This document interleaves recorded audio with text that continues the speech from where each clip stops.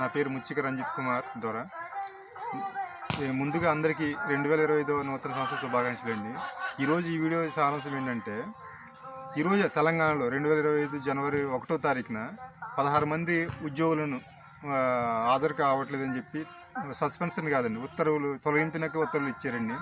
అలాగే మన ఆంధ్రప్రదేశ్లో కూడా పని చేయకుండా ఉన్న ఉద్యోగులను, అలాగే తప్పు చేసిన ఉద్యోగులను, తప్పును సమర్థించే ఉద్యోగులను కూడా సస్పెండ్లు కాదండి, తొలగించే ఏర్పాటు చేయాలండి మన ప్రభుత్వం. అవసరమైతే చట్టాన్ని చేయాలండి.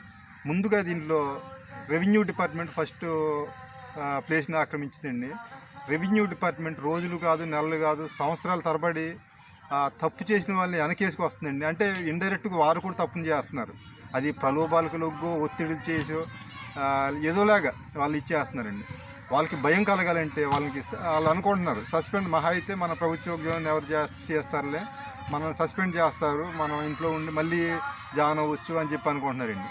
అలా కాదు, తొలగింపునకు చట్టాన్ని తీసుకొస్తే వాళ్ళు కూడా ఒక భయం ఏర్పడి వాళ్ళ ఉద్యోగాన్ని సరిగ్గా న్యాయం చేస్తారండి, సక్రమంగా నిర్వర్తిస్తారండి.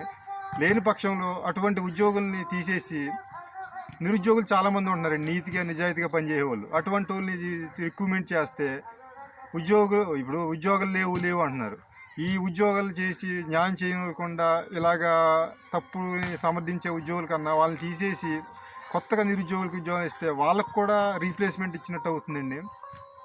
అలా చేసిన క్రమంలో అటువంటి చట్టం కానీ జియో కానీ వస్తే నేను 1,00,000 కొబ్బరికాయలు కొడతానని చెప్పి ఈ వీడియో ద్వారా కోరుకుంటున్నామండి.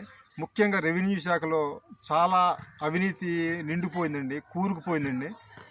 తెలంగాణలో తీసుకొచ్చినట్టు మన ఆంధ్రప్రదేశ్లో కూడా అటువంటి చట్టాన్ని ఒకటి తీసుకురావాలని చెప్పి కోరుకుంటూ ఈ వీడియో తీసుకుంటున్నాను.